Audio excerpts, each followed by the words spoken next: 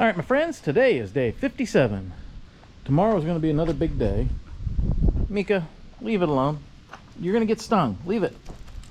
Okay, well, she just took off with a wasp. Dumb dog. But anyway, today is day 57 of the build. And it's been about 2 weeks since I've really recorded anything, because it's been a lot of the same thing over and over and over. They've been putting these walls forms up. And all it has been is bend rebar, put some forms, bend rebar, put some forms, bend rebar, put some forms. And the way they did this, tall panels up to 8 foot on the bottom, they did the whole outside with that, and then they turned around and put this top row of 2-footers to get my 10-foot walls. Now it's very windy, and I apologize. Someday I'll have to find the microphone that handles wind, but everything is ready. I'm assuming these are to help the wall not tilt as they're pouring. They got those 2x4 supports in there every once in a while. They did cap off the ends of where the cement's going to end. You see right there, there's just a couple 2x4s that the rebar comes out of. I guess the cement will stay inside of there. Don't know how that works. Find out tomorrow. But for those of you that are very attentive, you might notice something missing in this area here. You might notice there's a hint, a lack of forms. Well, long story short, when I bid out this job to a couple different people, this gentleman was the easiest to deal with. He was the most responsive on answers and had some of the better reviews of whenever I called around to see his work. And he said he had enough forms to do my job. Well, all this aluminum that you see here is apparently about $250,000 of aluminum, but it was not enough. And it wasn't enough because he tried to frame in my retaining walls as part of the house. And what he said, what most people do in my parts is they will actually just build a wooden wall here as opposed to a cement wall. I wanted cement because that back corner over there is where I'm going to hide when storms come through. I'm going to come down the steps, run through this 2x8 wall, and sit back in this corner and just kind of have something to drink and ride it out. And I say that because there's going to be 9 feet of dirt over here. There's going to be 9 feet of dirt over here. 4,000 psi 8-inch walls on 2 sides of me.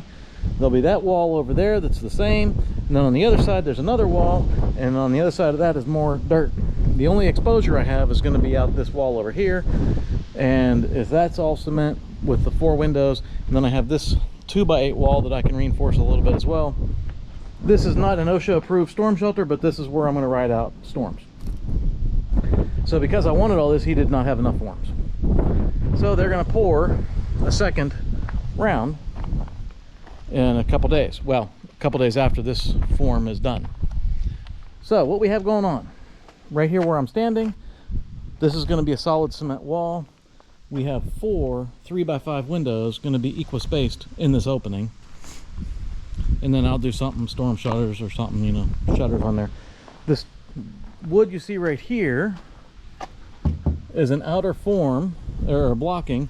There is a, somewhere right in here is a sliding glass door for this side to get in the basement.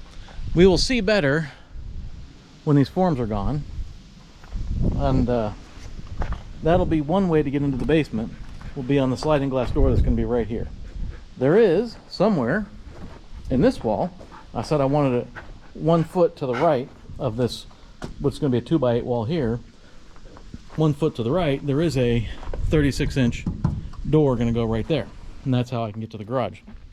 Let's walk around since I don't have a door yet.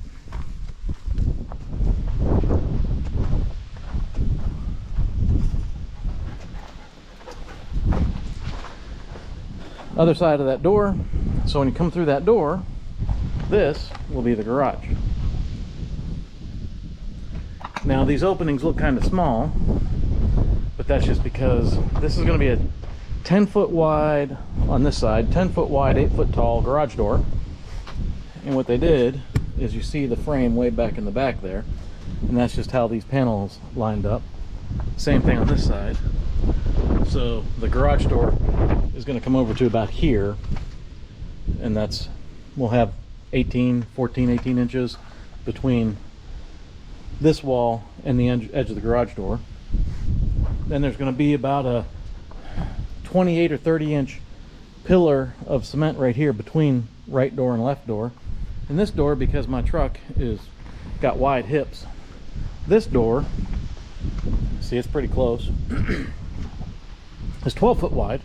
So instead of 10 by 8, this is a 12 by 8, and it does the same thing. It has the same, very trippy around here, it has the same distance out as the other door, so the distance on each side, trying to make it as balanced as we can while being functional. So I'll be able to pull my truck into this side, and she'll be able to pull her car into that side. The door into the basement will be over there.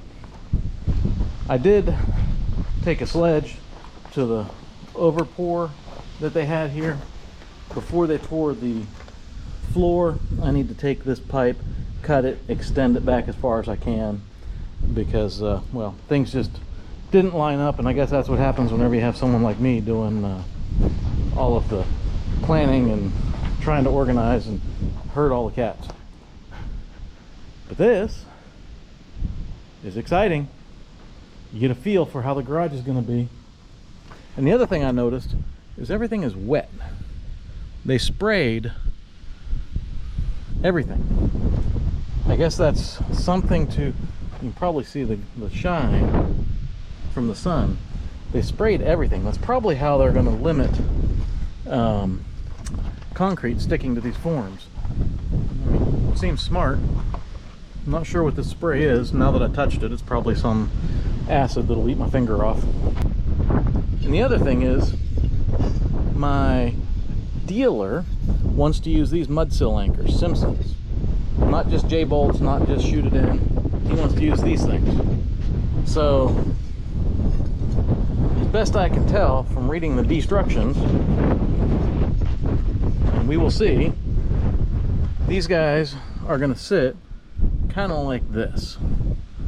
And then they'll anchor down into the cement. The sill plate will screw on down at the bottom. And I guess it just sticks up in the air that if we put this where if we put these guys where the house is, maybe they can put more screws in. I don't know, but I was reading up on these things, and they're supposedly a whole lot stronger than regular J-bolts. I don't know, but I was given 2 boxes of these to give to the cement guy for tomorrow. Okay, well, let's go up to the top and look. They got all kind of little, I'm sure, OSHA approved walkways. You will not see me getting on those, but we have a better view of how it's going to look from up high.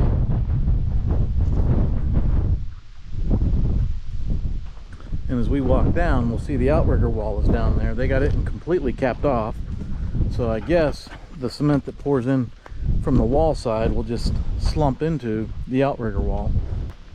You'll see this bad boy over here cap on the top, so they can't pour cement in unless they just loosen up that strap. I don't know, we'll see tomorrow. And I need to remember, did he put a conduit for a French drain to go down there through the outrigger wall? Because the French drain needs to go the whole way around. I need to remember to ask that. But this is interesting. Those little wooden wedges were not there. I don't know if you can see them on the camera. It's bright up here and dark down there. But these little wooden wedges were not there. There's some on the other side as well I didn't notice when we were inside.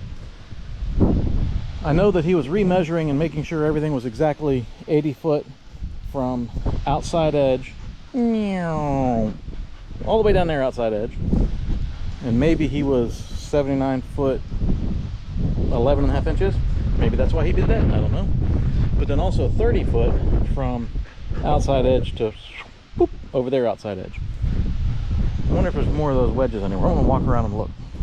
Now, next, I got my electrical. Chatted about it a little bit before. This is the pipe. It goes underground. And we can see I have a post in the ground.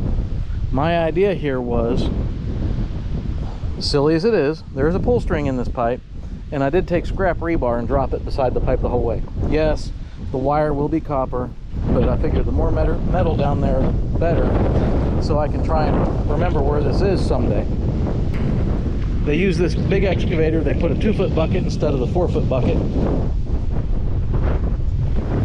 And then they dug me a trench 3 foot deep, and we laid conduit 2-inch schedule 40 underground, and then 2-inch schedule 80 long sweeps up here. One goes towards the house, and then one goes out and over, follow the trench, and I'll let you figure out where the transformer is going to be. So my meter is going to go on this pole.